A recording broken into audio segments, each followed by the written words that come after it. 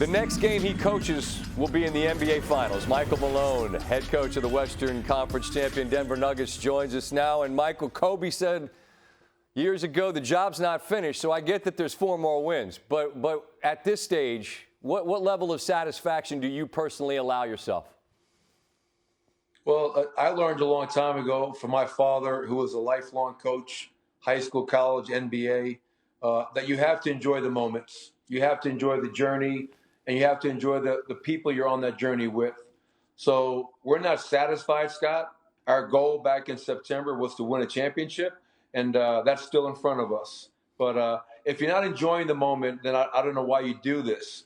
And we've made sure that we've enjoyed it, had some fun with it, with the mindset of a lot of work to be done. I couldn't agree more. And, I mean, this is such a loaded question, but I'm interested in it. I mean, you beat the Lakers. You beat them at their place. You swept them. Does that at all magnify? I mean, it's the first time Denver ever made it. If you're going to make it for the first time, that's a hell of a way to do it. Does that mean maybe a little bit more? I think so, especially when you speak to longtime Denver Nugget fans. Right. The Lakers have long been an adversary and a team that the Nuggets couldn't get past in the playoffs.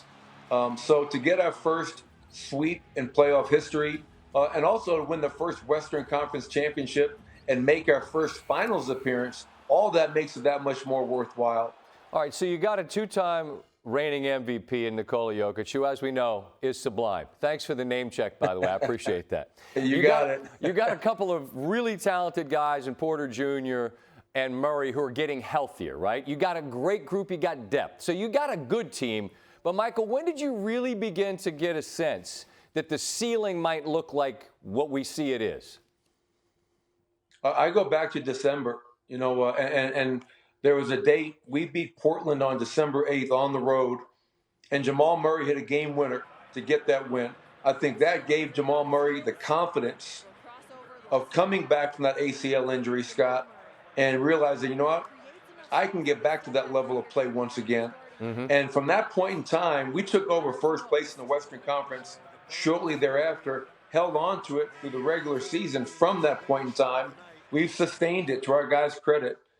We always talk about Nikola. We talk about Jamal, Michael coming back, being healthy. But I'm really glad you mentioned guys like KCP and Aaron Gordon and Bruce Brown and Jeff Green, because they have been very impactful as well. No doubt. I mean, I think your depth, the strength is in the pack, as they say, and you got a long list down that bench that can get impactful minutes. Now, Michael, there are players and coaches who say they don't listen. It's clear you guys do.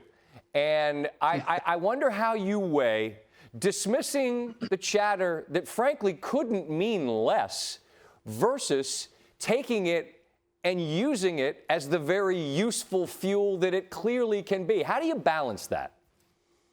Yeah, it definitely is a delicate balance, because you do not want that all the narratives to become distractions. We hear some of that, but we can't focus on that every day. That cannot be our number one motivation, listening to people who say maybe we're not good enough or Nikola's not talented enough to be an MVP. It may foster a little bit of motivation, but what really motivates us is to bring home to the best fans in the world the first championship in our organization's history. Social media in and of it by itself is a very negative place. So I'm not on social media.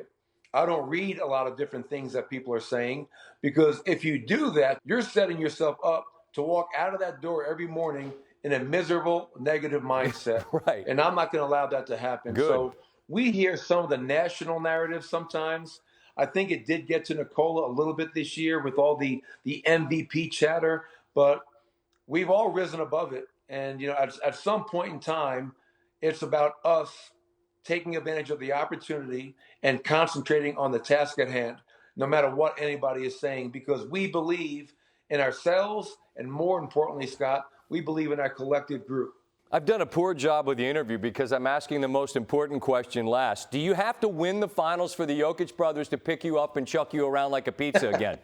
Is that what has to happen? I hope so. That was what a great celebration. And after I was done on the court, I went over to the stands to find them. And all of a sudden, they come running out of the stands. Next thing you know, I'm in the air. And as my daughters told me, I look like a little kid in their arms. That's what I love about that group. It's more like a collegiate atmosphere where we spend time with our guys off the court. That's part of our culture. We had 8 new players going into this year. I know. And we went to San Diego for training camp. And what really stood out for me from the first day in San Diego was how quickly our group came together. This is the best group of veterans I've ever been around.